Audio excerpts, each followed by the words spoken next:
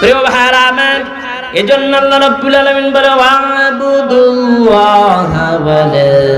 ওয়ালা তুশরিকু বিহি শাইআ। হে পৃথিবীর মানুষ, তোমরা আল্লাহর ইবাদত করো, খবরদার আল্লাহর ইবাদত করতে গিয়ে তার সাথে কাউকে তোমরা শিরক করো না, আল্লাহর সাথে তোমরা কাউকে অংশীদার করো না।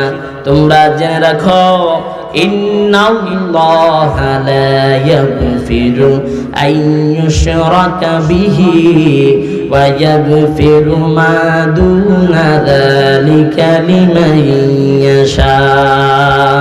তোমরা জেনে রাখো, ইন্নাল্লাহা লা ইয়াগফিরু আন ইউশরাকা বিহি, নিশ্চয় আল্লাহ তাআলা তার সাথে যারা শিরক করে, অংশীদার করে, তাদেরকে আল্লাহ তাআলা কোনোদিনও ক্ষমা করবেন না। ওয়া ইয়াগফিরু মা দুনা যালিকা লিমান ইয়াশা।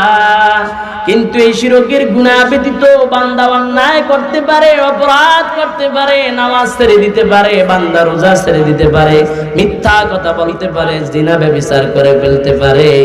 এগুলো করার পর বান্দা যদি তাওবা ইস্তিগফারের মাধ্যমে আল্লাহর নিকট ফিরে আসে, আল্লাহ তাআলা তো গফুরুর রহিম, তিনি বান্দাকে ক্ষমা করে দিবেন।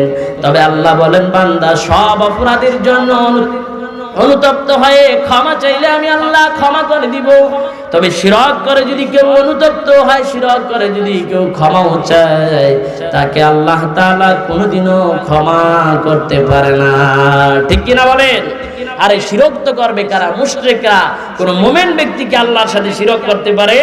মুমিন যদি ঈমান আনার পর আল্লাহকে চিনার পরে যদি শিরক করে, সে মুরতাদ হয়ে যায়। মুরতাদের শাস্তি হচ্ছে এই পৃথিবীর জমিনে তাকে কতল করা।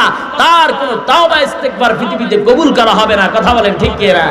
পৃথিবীর জমিনে যারা আল্লাহর সাথে গাদ্দারি করেছে, নাস্তিক হয়েছে, মুরতাদ হয়েছে, এখন যদি দেশের অবস্থার পরিবর্তন আসার পর তারা যদি তাওবা করে ফিরে আসে, তাদের এই তাওবা গ্রান্টেড হবে না। কথা বলেন ঠিক কি না?